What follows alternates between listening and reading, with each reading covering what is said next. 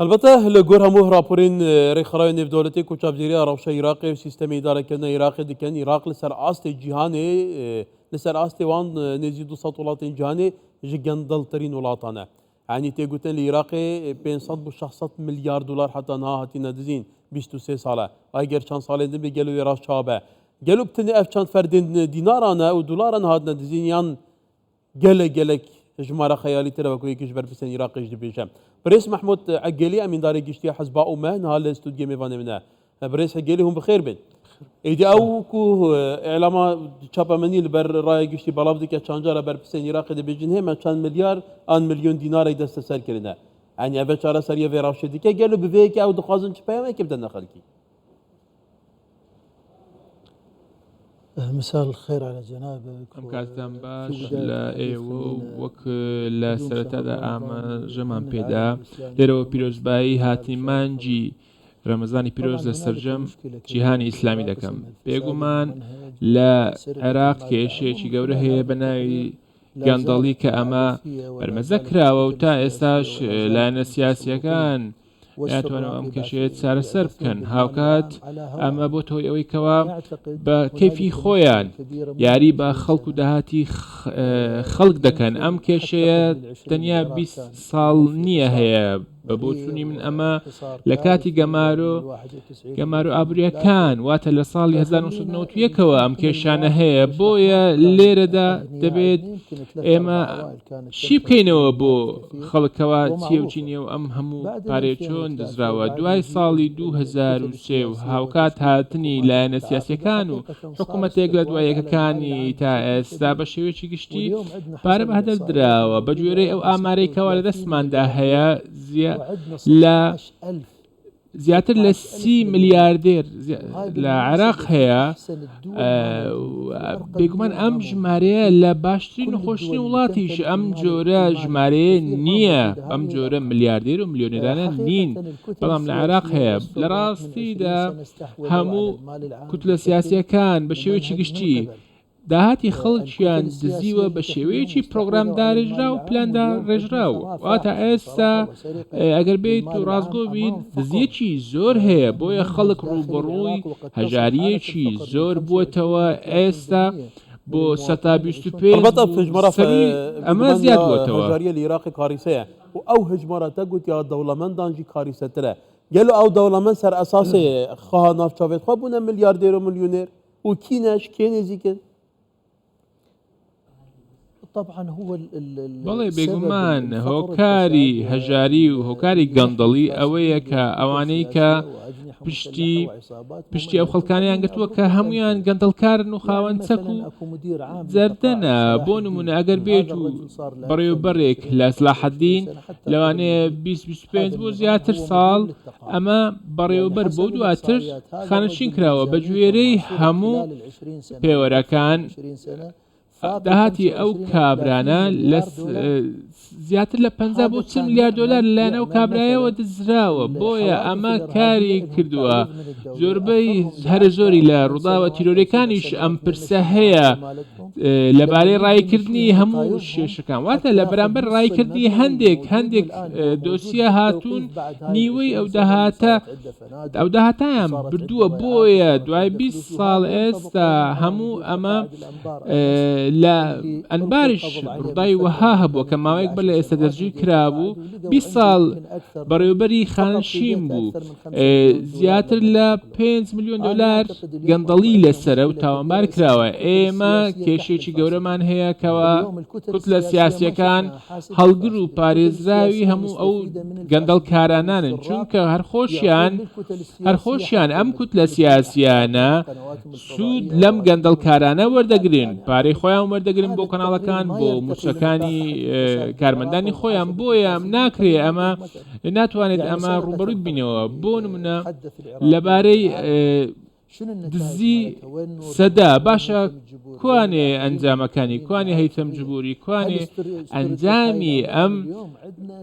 دۆسیە گەورەیە خۆ ئەمە پرسێکی زۆر گەورە بوو هاوکات ئەم هەموو دز و گەندەڵکاران لایەن کوتلە سیاسیەکانەوە پارێزگاری دەکرێن و بۆیە چارەسەرێکی بنبڕ نییە، ناتوانین بنبڕی بکەین ئەگەر بێت و ئیرادەیەکی باش نەبێ. هەموو سەرۆک وەزیرانەکان هەمویان هاتوون باسی ڕوبەڕووبوونەوەی گەندەڵیان کردووە، بەڵام کوانێ ڕوبەڕووبوونەوە؟ ئێستا چەندین دز هەن کە لە دەرەوەن و هەموو گەندەڵکارن لە ئیماراتن، لە ئوردن، لە بەریتانیان، لە لوبنان و ئەمڕۆ دزەکان لەسەر داهاتی خەڵک دەژین و پشتیان بەستۆتەوە. ئەگەلیا و هژمارە توت بێژی ڕاستیژی هژمارێکی مەترسیدارە، ینی ڕێبەبەرێکی ئاسایی ببیتە خوددان 25 ملیارد دلاران هەیە بە ڕەوشە عێراقیە. بەرحال کەواتە لە عێراق هەمشێن بژیت طبقە وەسەط نەمایە، طبقە زۆرینە فەقیرن و طبقە کێم دەوڵەمەندین خەیاڵینە. کەواتە دەبی چارچوبیدا ڕەوشە عێراقی بەرەفکی بچیت گەلو ڕەوشە خەڵکی بەرەفکی بچیت. کێشەکە ئەمە 25 بۆ 30 ملیارە و کەسێکی ناسراوە و یەکێکە لەوانێکەوە دیارە و تەنانەت پێشتر ڕشوەشی وەرگرتووە و لە پارێزگای سەلاحەدین بووە و ئێستا لەوێ خانەچین کراوە. ئێستا ئێمە چینێکی زۆر دەوڵەمەندمان هەیە و چینی دواتر خوارەوەمان نییە، واتە دوو چین پێکاتووە. بۆیە لێرەوە حکوومەتی عێراقی لێرەوە ئەوان بەرپرسیار دەکەم کەوە ئەوان بەرپرسیارەتیان هەیە و پێویستە ڕوبەڕووی ئەم گەندەڵکاریانە بن و پابەندی ڕێکەوتنەکان بن ئەوانەی کەوا کراوە. هەموو ئەو دزانەی کەوە ڕیان کردوە پێویستە هەمویان ڕوبەڕووی دادگا بکرێتەوە. ئەوانە زۆربەیان داهاتێکی زۆریان بدەوە، بەڵام تا ئێستا نەتوانراوە بە شێوەیەکی گشتی لێپێچینەوەی لەگەر بکرێت. زۆربیان بە شێوەیەکی ئازادانە دەگەڕێن. هەر فەرمانبەرێک زیاتر لە ملیۆن دۆلارێک وەریگرتووە کەسیش نازانێت چۆن بووە. ئەگەر بێت و کەستا کاتێک باسی فەرمانبەران هەرمی کوردستان دەکەن ئەمەش بەکاردێنن بۆ خۆیان. بۆیە پێویستە هەموو داهاتەکە بۆ خەڵک بەڕێنرەوە، خەڵک بە کەرامەتی خۆی بژێ. بۆیە بەڕێز لە بەغدا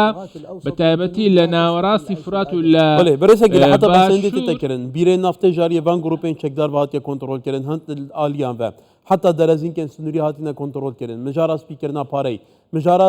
teyînkirina bidehan gropên çekdar bi 10,000 gropên çekdar ku dibe gelekî şan navêwan nebît ev hemû pareye formeke yasayê li parlemanî wergirtiye çîte berîka hinde kesan da. Kewata îdarekirina rewşa Iraqê bi vî awayî ve pêşeroja vî welatî fiîlan beref xweşguzaraniye bet yan devêrantir bî bidît nate taybetî rêja jariyê. بەڵێ وەک لە سەرەتادا ئاماژەم پێدا لە دزی و گەندەڵی 20 ساڵی کەوا کراوە زیاتر لە 50 زیاتر لە 500 ملیار دۆلارە. بۆیە ئەمە تەنیا پشتی بە هەموو ئەو میلیشیاکان پشتیان بەسەر نەوت نەگرتووە، بەڵکو هەڵساون کۆنتترۆڵی هەموو کەرتەکانیان کردووە، هەموو کەرتەکانیان کردووە و بەرهێنان بە هەمان شێوە کۆنتترۆڵی و بەرهێنانی کردووە. هاوکات چەندین شوشتنەوەی پارە هەیە لەم بارەیەوە. بۆیە هەموو ئەم چەکدار و میلیشیانە هاتوون دەستیان بەسەر هەموو شتێگرت و ئابووری عێراقیان بەدەستەوەیە. بۆیە پێویستە ئیرادەیەکی باشە بێت بۆ ئەوی بتوانن ڕوبەڕووی هەموو ئەوانە ببێتەوە و ڕۆڵەکانیان نەهێنێت کە پێویستە سوود لە ئەزمونە ڕابردووەکان وەربگرین. ئێستا هیچ سوودێک وەرنەگراوە، وڵات بە شێوەیەکی ناکام هەنگاو دەنێ. بۆیە دەمەوێت نمونەیەکت پێ بدەم. تۆ دەزانی ئەمڕۆ لە بەندیخانەکان زیاتر لە 4,000 هاوڵاتی هەمویان دەستگیر کراون و بەهۆی مادە هۆشبەرەکانەوە کە ئەمەش زۆربەی هۆکاری هەژاریە. ئەمە بەهۆی هەژاریەوە ڕوبەڕووبوون. بۆیە ئەوڕۆ من باوەڕم وایە ئەگەر بێت و هەر بەرپرسێک پاڵپشتی لە دزەکان بکات یاخود میلیشیەکان بکات هەموو ئەوانن کەوا کرداوی پرسەم دەستان نەزاهەیە دەبێژینمە بۆ هەزاران کەسان و بدەهان وەزیران ئەمرێ گرتنێ دەرکردە. دەستایان نەزاهەیە ئەرکێوێکیە پەرلەمان ئەرکێوێکیە بێگومان دەسەڵاتێن دادوەریە ئەرکێوان چنە لە دووربەیەکی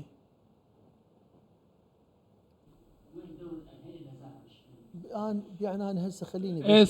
ئێستا دەمێ تەنیا بپرسم لە چەند ساڵی ڕابردوو چەندین کەس بەرپرس هەندێکیان پەرلەمانتار بوون یاخود پارێزگار بوون زۆربەیان دەستگیر کران زۆربەی لە سەدا هەشتای پارێزگاران زیاتر هەمویان بەوە تاوانبارن کەوا پارەی خەڵکیان بردووە و منیش بەرپرسیاری ئەم قسەی خۆم پارێزگاری پێشووی ئەنبار لە سلاحەدین ڕوبەڕووی گەندەڵیەکی دۆشێکی گەندەڵی بوو دواتر ڕای کرد چونکە گەندەڵی کردبوو داهاتی خەڵکی بردبوو بڕیاری لەسەردا بەڵام تا ئێستا ئێمە نەمانزانی ئەم دۆسیەیە ئەنجامەکەی چی بوو دواتر جارشتی کە بەشداری لە هەڵبژارن کردو ئێستا ئەندامی ئەنجومەنی پارێزگایە بۆیە باشە چۆن کاتێک تۆ سزای بەسەر دەسەپێنی چۆن دووبارە دێتە دەرەوە چۆن ئازاد دەکرێت بۆیە من نامەوێت گومان بخەمە سەریان بەڵام داوا دەکەم دەستەی دەستپاچی بڕیاری باشتری هەبێت و بتوانێت زیاتر لە کارکەی خۆی باشتر بێت ئەگەر بێت ئەمە بکرێت بێگومان ئابروش باش دەبێت ئەمڕۆ لە ڕەمەزانین مانج ڕەمەزانی ئەمڕۆ ناتوانێت هاوڵاتی عێراقیەتە ناتوانێت نانێک بکرێت تۆ دەزانی هەندێک لە کەسایەتی و سیاسەکان کاتێک هاتوونەتە سەر پۆست دوای 2 ساڵ 3 ساڵ خاوەنی زۆر خان و خۆم شتانە بوون بەڵام پێشتر هیچیان نەبووە ئەمەش لە ئەنجامی دزینی داهاتی خەڵکە بۆیە من ناتوانم هەموو ئەم شتانە بایەمە سەر حکوومەتی ئێرە بۆیە هەر لەم بۆنێەوە لە چەند ساڵی رابردوو ئاماژەم بەوە داوە کە لە ئابووریدا کێشەیەکی گەورە هەیە كما شوف نجابك البحث العراقيه بحث روشه اداره كان عراقي بحث مجرى جندليت كات دبيجت حتى نهار العراقي شخص بيتري شخص 5 مليار دولار هاتينا دزين وأوين كنت دزياجي دي كان بمعززي مكرمي فديرنا عراقي هيك اجراءات نيتر سرنجا بيقومن وزاني كاو بحث كذا كبار حالي دي روشه عراقي بفياويه بريس محمود عقيلي امين داري قشتي حزب امه قال لك شكرا شكرا للجناب